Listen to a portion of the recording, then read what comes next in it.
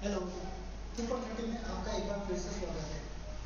एक नए सीरीज की शुरुआत करने जा रहे हैं, current affairs by super thirty. Current affairs by super thirty की शुरुआत करने का सबसे बड़ा उद्देश्य यह है कि गवर्नमेंट की कई एग्जाम हर एक महीने आते हैं और आप लोग उसके लिए एप्लीकेशन भरते हैं।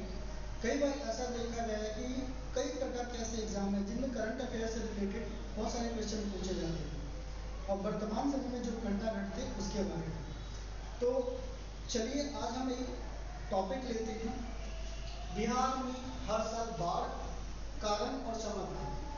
क्योंकि अभी बिहार में बाढ़ की स्थिति बनी हुई है, तो हो सकता है कि इससे रिलेटेड जो पेपर्स हैं, जैसे कि बीपीएससी का हो गया, आरआरबी का हो गया या एसएससी जेईई का हो गया, इनमें इस संबंधित करंट अफेयर्स के क्वेश्चन पूछे जा सकते हैं।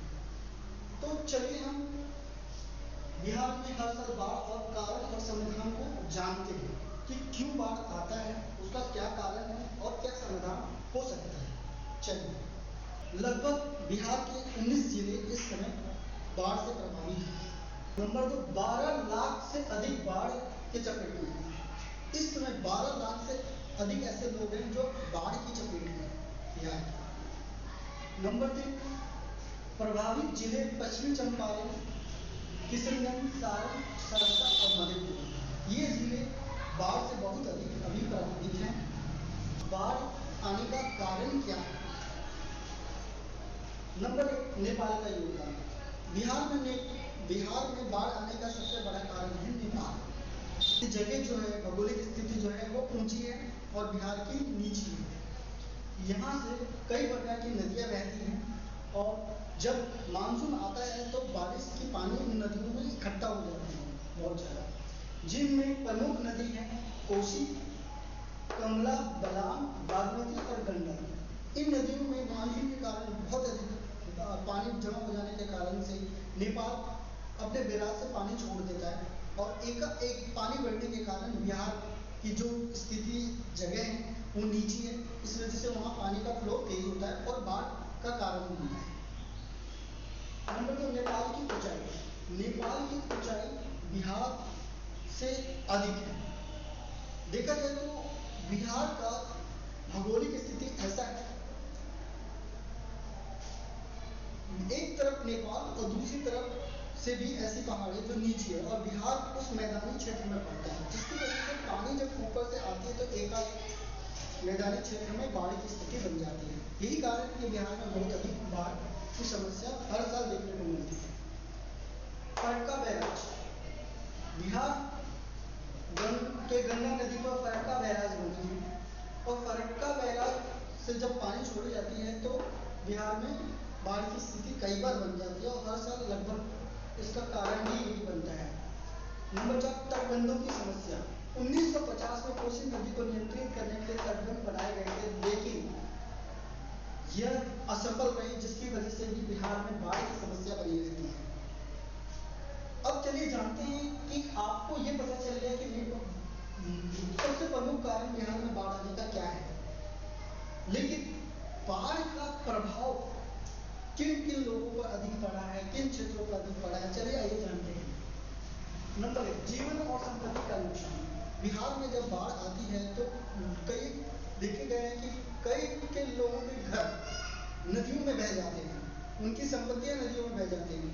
जब ऐसा होता है तो उस स्थान में उस लोग की स्थिति को जानिए और समझिए कि जब उनके पास घर नहीं है, खाने के लिए नहीं है, क्योंकि सब चीज़ बह चुका है, तो वो बिल्कुल और बिल्कुल सरकार पर निर्भर हो जाते हैं और सरकार के जब जो पहुंचने वाली सुविधा होती है वो उस तक नहीं पहुंचती है, तो उसके पास ऐसी स्थिति बन जाती है कि कई लोग तो अपनी आत्महत्या कर लेते हैं या पानी में ही बह जाते हैं और उनकी मौत हो जाती है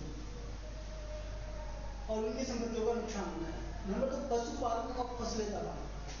बिहार में जब बाढ़ आती है तो कई प्रकार के लोग फसल का उत्पादन का काम करते हैं, पशुपालन का काम करते हैं, अन्य काम करते हैं।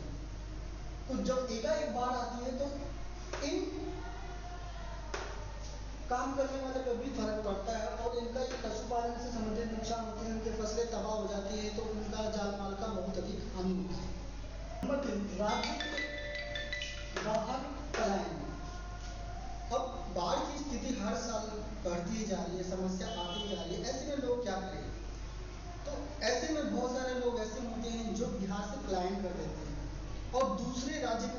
शिफ्ट हो जाते हैं, वहाँ नौकरियाँ करने लगते हैं। कई बार तो ऐसा देखा गया है जो बाहर नौकरी कर रहे हैं वो गाँव जाते ही नहीं, जिसकी वजह से बिहार में पलायन की समस्या बहुत अधिक है। नंबर 4, 1000 करोड़ का नुकसान। अब ये 1000 करोड़ कौन सा है? बाढ़ को नियंत्रित करने के लिए बिहार सरकार हर साल लगभग 1000 से ज़्यादा करोड़ का रुपए खर्च करती है, लेकिन समस्या 10 की 10 बनी हुई है। तो इसे आप क्या कहेंगे? ये एक तरीके से भी राज्य सरकार का ही नुकसान है, बिहार का नुकसान है। अब चलिए आपको हमने ये बताया कि बिहार में बाढ़ क्यों आता है और बाढ़ से क्या प्रभाव पड़ता है। अब क्या समाधान हो सकता है?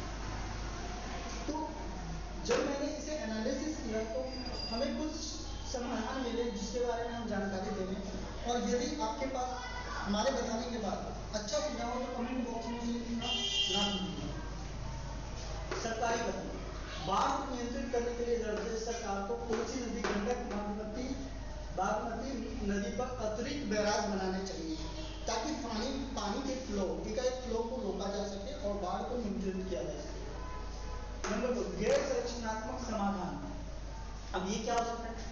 बाढ़ से बचने के लिए सिर्फ तटबंधों पर निर्भर नहीं रहना चाहिए, बल्कि समस्या को हल करने के लिए कानून, नीति जागरूकता और लोगों को प्रशिक्षित करना चाहिए कि बाढ़ आए तो उन्हें कैसे बचना है, कैसे ऊंची जगह पे जानी है, कैसे अपने जानकार लोगों को पहचानना है और एक सुरक्षित जगह पे उनको पहुंचाना है।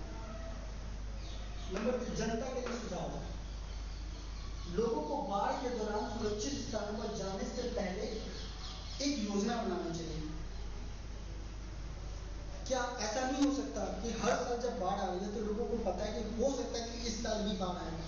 अगर हमारी योजना पहले से बनी हुई है कि हम कैसे अपने लोगों को बचा सकते हैं, कैसे हम अपने जीवन को बचा सकते हैं, कैसे हम अपने संपत्तियों का नुकसान होने से बचा सकते हैं, तो हम क्यों ना पहले से ही एक योजना बना लें और उस पर काम शुरू करें ताकि बाढ़ आए तो हम अपनी संपत्तियों को बचा सकें, अपने नुकसान को कम कर सकें।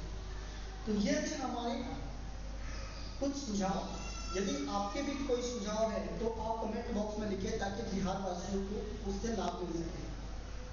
आशा करता हूँ कि ये करंट अफेयर्स आपको पसंद आया होगा और आपके एग्जाम में अगर इससे संबंधित कोई प्रश्न पूछे जाते हैं तो आप उसका जवाब दे पाएंगे और अच्छा मार्क्स हासिल कर पाएंगे और अपनी एग्जाम में उपस्थिति के साथ साथ अपना सिलेक्शन करा पाएंगे।